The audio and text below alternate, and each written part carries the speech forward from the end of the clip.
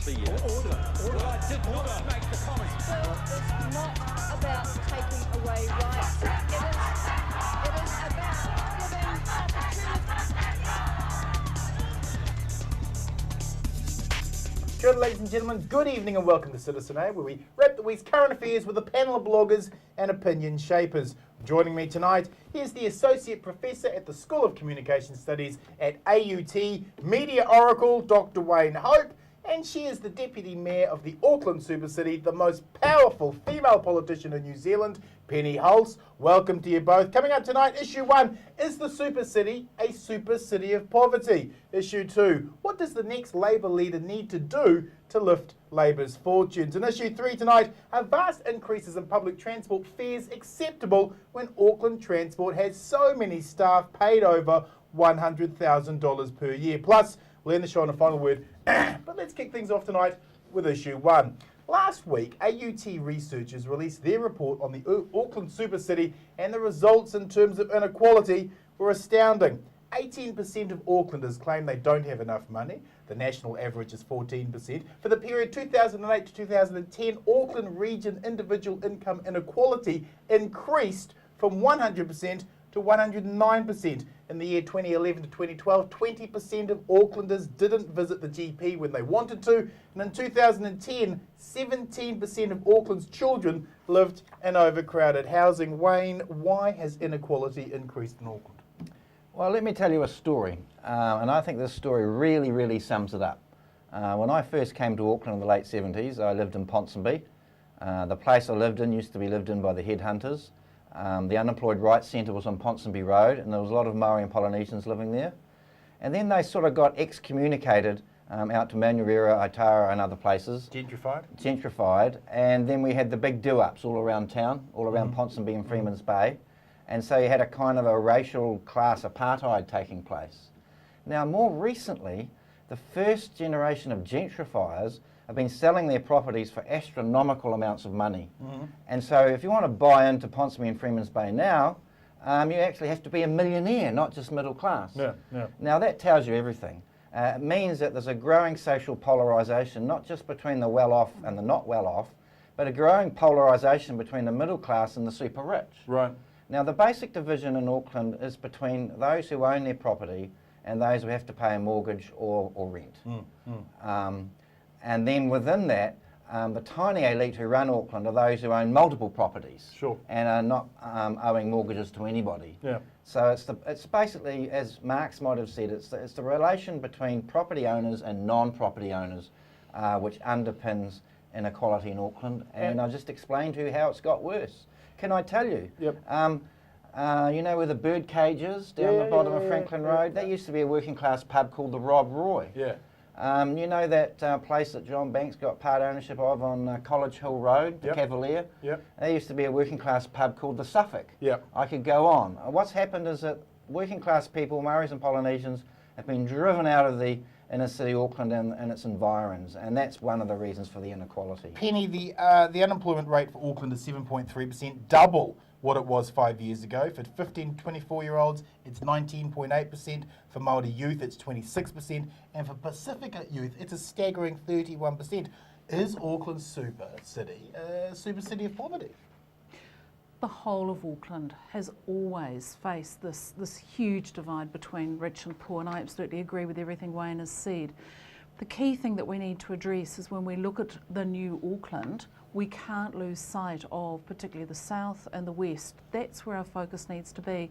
And it's been interesting as we've been going around the region talking about the unitary plan. The south and the west have been quiet. The loudest sort of screams of concern have come from the city centre and from the North Shore, who fundamentally don't want anything to change. And if we are going to allow people to live in decent, well-built, affordable houses, then fundamentally we need to change. On the issue of unemployment, we're doing some really good work at the moment with a project called Youth Connections, which absolutely focuses on those young people who are neither in employment or training, and that's where our focus needs to be. You have got the most difficult job in the world in trying to convince people who have a lot to to do with maybe a little bit less so that everybody else can get a share of that pie. Well, look how, at how does that conversation Well, happen? the conversation is happening as we speak. I've just had an email saying we need to increase the uniform annual charge, which is the baseline starting point on your rates, up to about $400, which means that for the very, for people who are paying slightly higher rates, these comes down, but it means people who are much poorer, they start at a much higher level. Fundamentally, that's something Len and I have refused to do, and this is going to be an election issue. Wayne, 28,700 Auckland youth are not in employment, education or training. What hope can the super city have in reversing this tide of inequality? Well, it's not just a super city problem, is it? It goes back to national government. It goes back to the patterns of inequality that pervade the whole country. It goes back to the spread of precarious work rather than full-time work. And in that regard, I noticed that big factories closed down. Yeah. So those are secure working class jobs down the toilet. And they'll be replaced by tertiary jobs which are precarious and lowly paid. So it's not just something that the super city can pick up and solve all by itself. Right. It's a major issue for this government and hopefully for an incoming government. What can the super city do in terms of maybe driving some leadership on those issues? Well, look, one thing that the old city authorities used to do, which I think was good, is invest in council housing. Now, I know that this central government, the key government, doesn't want any local government to get involved in that kind of thing. Well, my view is exactly the opposite. I think we need local bodies, city authorities, to create infrastructures, public infrastructures for all of the population, not just the well-off. So council housing would be a good idea. I think councils can have involvement in the development of food cooperatives in the poorer parts of town. I think food security is one of the major issues. If we accept that it's going to be difficult for people to get jobs tomorrow and get their incomes to go up tomorrow, the least we can expect is that they can eat decent food and not be dependent on the crap food they get from the supermarket duopoly. Penny, is the super city using its political muscle to look after its weakest inhabitants in the super city? Do you think the super city should have a provision for social funding? So the provision of social inequality issues? So we're tackling it head on, and you know that we kind of ran up against government when it comes to the issue of housing. We fundamentally believe that housing choice is key. We need our community to be well housed, and this is, in housing they own, but also in increased affordable rental accommodation. And I absolutely believe that if we're going to get our young people employed and our people well housed, we need a major building project, and this needs to be local government and government combined on making this happen. We've put inclusionary zoning in as a part of the unitary plan, which I don't think is going to be met with universal acclaim, but it is the only way that we're going to get that housing choice available.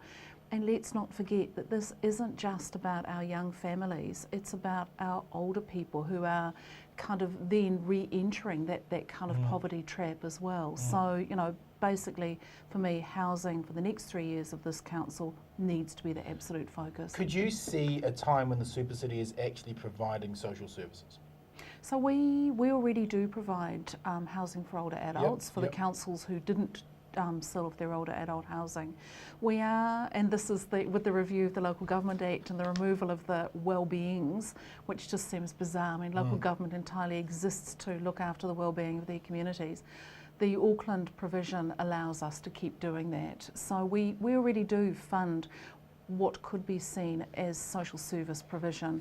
My view is we can't take over the role of government, and neither should we, but we need to look creatively at how we partner with government but look after the well-being of our community. If you are doing more social servicing, let's just say that the need is there, should that money be coming from central government? I mean, they are supposedly responsible for this.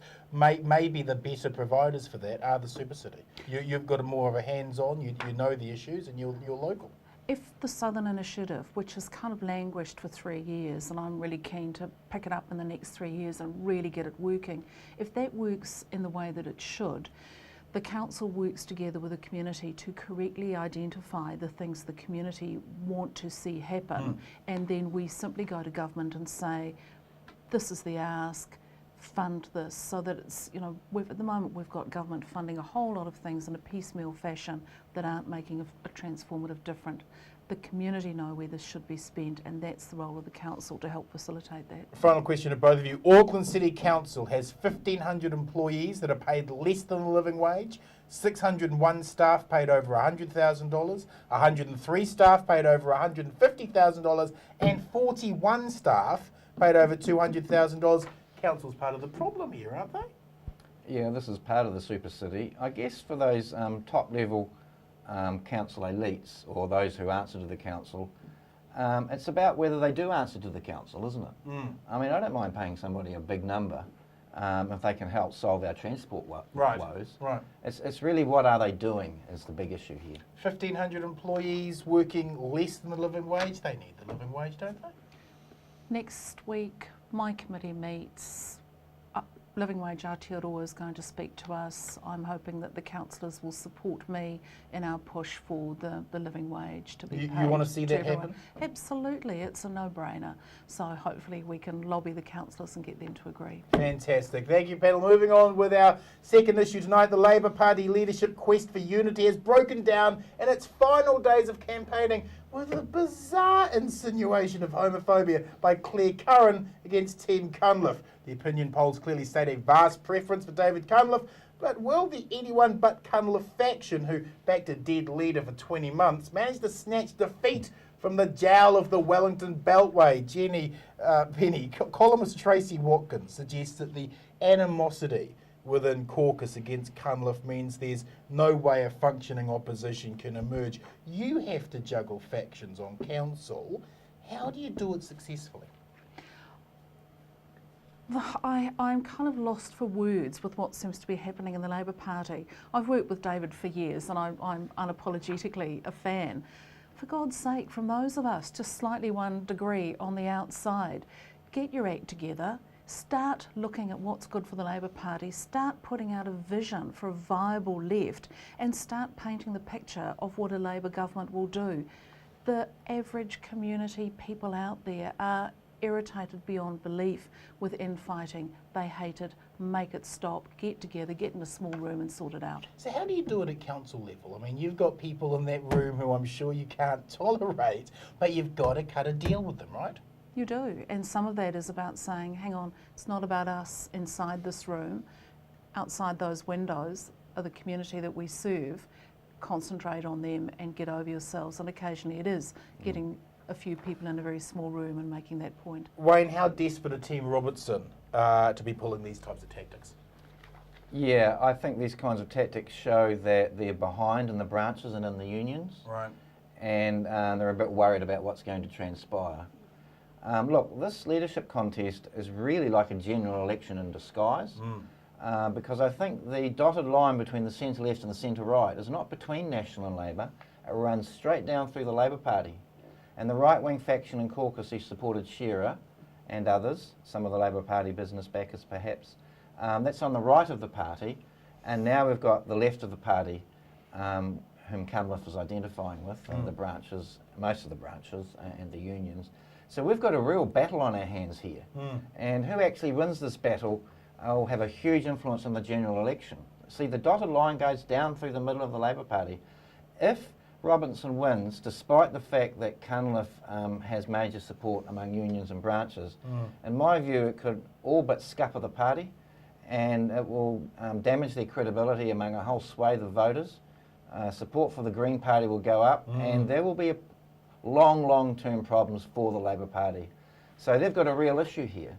I think if it was split among all those 3 candidates at party and union level, then it's incumbent upon the caucus to make the final decision. But if one of those candidates is ahead among the branches and the unions, then the caucus has to take due respect of what the party and unions at large are actually saying.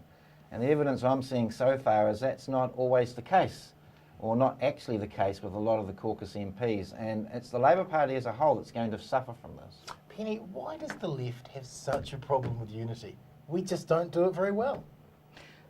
The thing that I love about the left is the passion and integrity and the hopefulness that we will, have kind of purely appropriate political outcomes. Real life is not that. Real life is about compromises, and the left don't do compromise well, and it's to its detriment, because if we could have a cohesive, coherent left that quietly does internal battles behind the scenes, I think we would have a chance for a good Labour government next time round. And it makes me sad that somehow the right, they go away and they do their battles and appear to be far more coherent, and who would know what some of those people think. And Can in I a just way, make a point yeah, here? It's very important. What we're seeing here in Labour is not disunity on the left. It's actually obstinate people on the right stopping the left from unifying the party.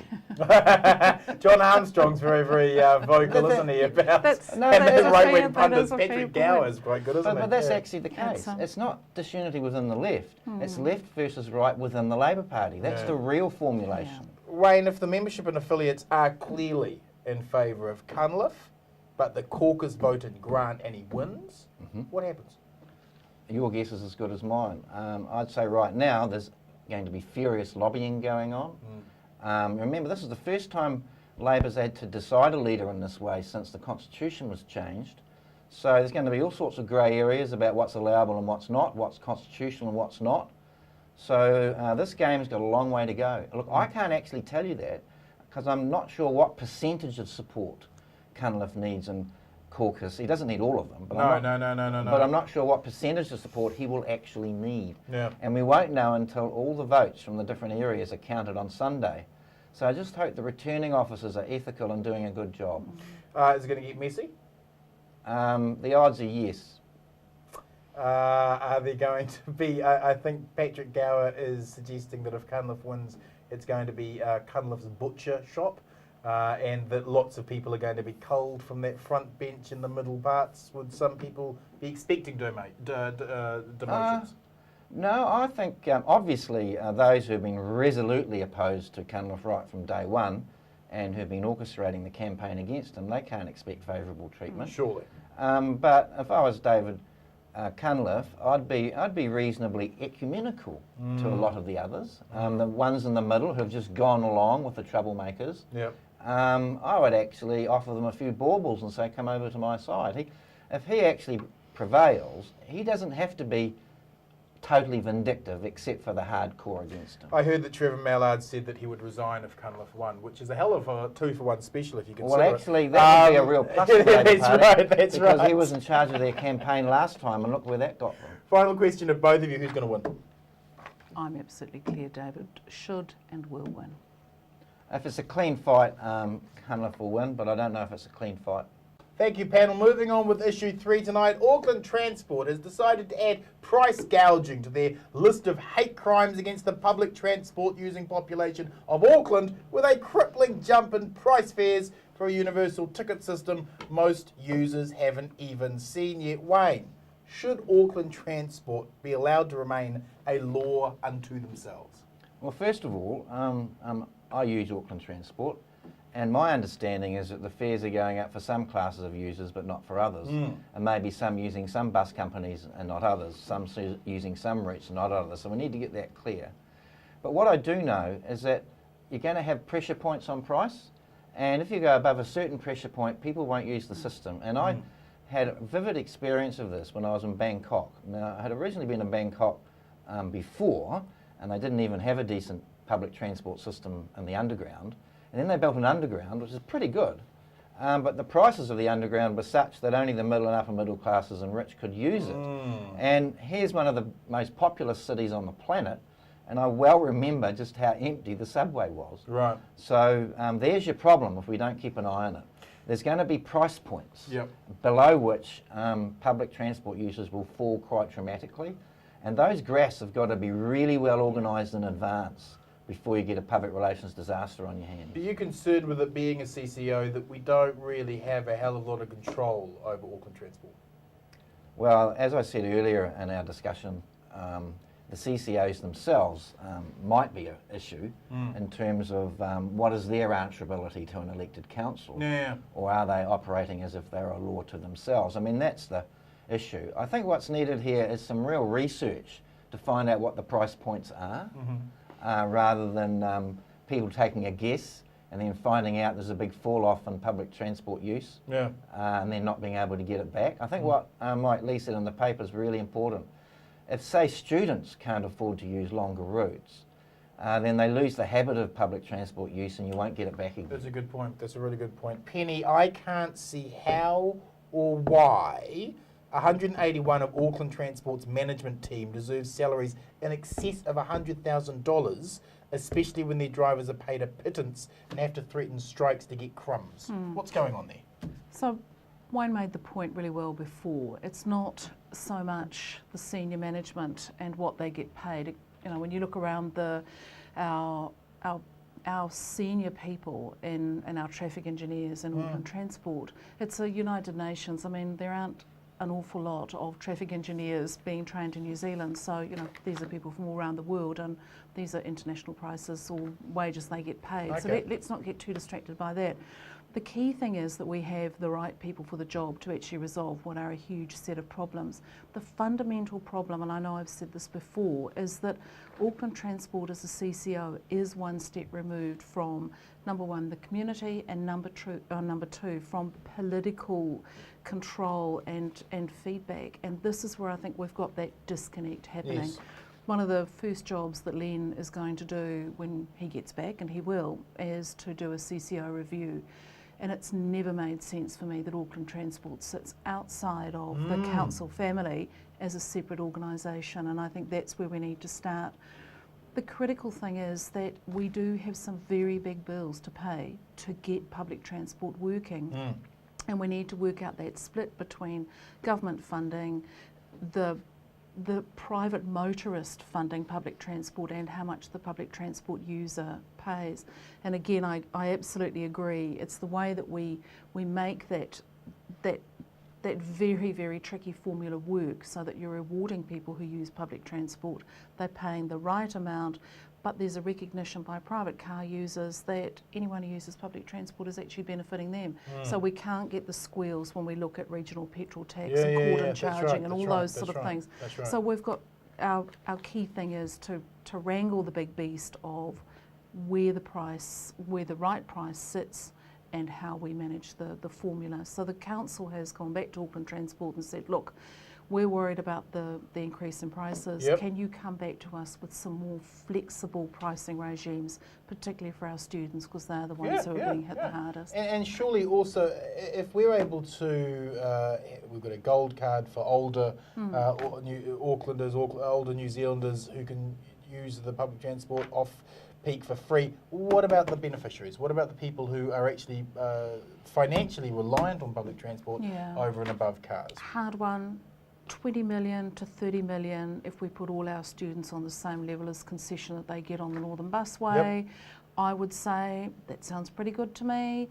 20 million on the rates, how are people going to react to that? Because let's not forget, the government has actually pulled back from subsidising public transport for tertiary students. So, you know, there is a hell of a lot of work to do, but we need to engage with our community in a far more sensible way. You know, we're looking at a $12 billion shortfall in funding over the next 20 years for public transport. It's not terrifying, it's actually doable. But until now, we haven't had those kind of conversations, and we haven't said if we stop building roads and we start improving public transport, these are the kind of savings we're going to make in the long term. Final question to both of you. How are we going to get Aucklanders out of their cars into public transport if the costs are increased without a better service being provided? Yeah, it's a chicken and egg situation, isn't it? Yeah. Look, if there are better services provided and they're actually there, people will use them. I'll just give you one example. You know, if you electrify a line from the airport through to the city, or if you build a very narrow light rail corridor down Dominion Road, people would use it because it would just simply be more convenient than being caught in a traffic jam in Dominion Road or spending an hour getting in from the airport into the inner city. So there's lots of things that could be done that would just be a no-brainer in terms of its convenience, public transport-wise. So we should just concentrate on those particular options, I think. Build it and they will come. And let's not forget that if you are buying an apartment in Grey Lynn and I spoke to someone yesterday who's doing exactly that, lucky them. To buy a car park with it is $90,000. Yeah, Now let's astronomical, start yeah. to look at the cost of running a car versus the cost of public transport. And when we fully understand that reality, then I think we can look at, a sensible amount of payment by the users of public transport, fine. But let's make sure that the incentive is still there to use public transport rather than cars. Let's wrap the show with final word. Wayne, your final word this week is? I just want to mention two matters. Number one, transport. Looks like the America's Cup's going to come back to New Zealand, back to Auckland. What a terrific opportunity to advance public transport options. And I'm with Joel Cayford. Why not build a light rail from the Vineyard Quarter all the way down to the bottom of Queen Street and get some of these initiatives going and stop central government from interfering like they did during the Rugby World Cup. That's my first observation. My second observation is the Labour leadership race.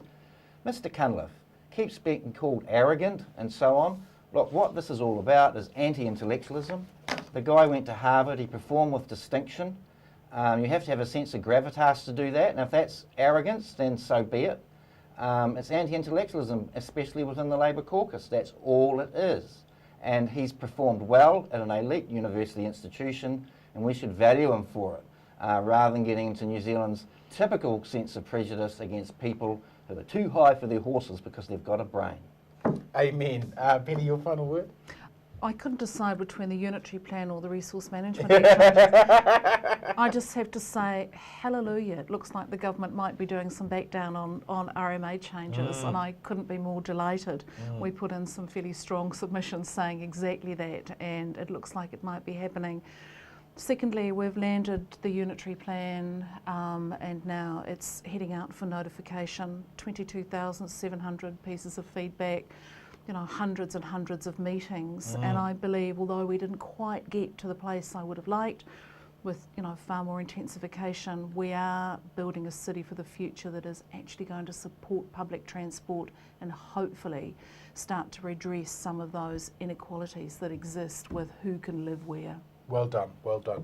Thank you, Wayne. Thank you, Penny. Ladies and gentlemen, to my final word. I refuse to own a car, and I catch public transport all the time because of the invisible social contract that the council will reward my civic-mindedness with a cheap and frequent public transport system. Sadly, Auckland Transport seems to define the word due as some wormhole time event in the distant future, so you may as well buy a nuclear-powered SUV because that bus/train ain't coming anytime soon. As advocates for the unitary plan implore us to adopt higher density, I look at the little resource currently paid to the existing infrastructure and wonder how exactly these networks, already stretched to their limits, will cope with the increased demand. If a city rail extension that will barely keep up with the increased overload is the best the super city can provide, then the super city's best ain't good enough. Something radical needs to be adopted if Auckland is to be the most livable city in the 21st century. If you like tonight's show, please join our Citizen A Facebook site and connect with other like-minded new citizens, and follow me on my Citizen Bomber Twitter and Facebook page. Thanks for watching, whānau. Good night, Aotearoa.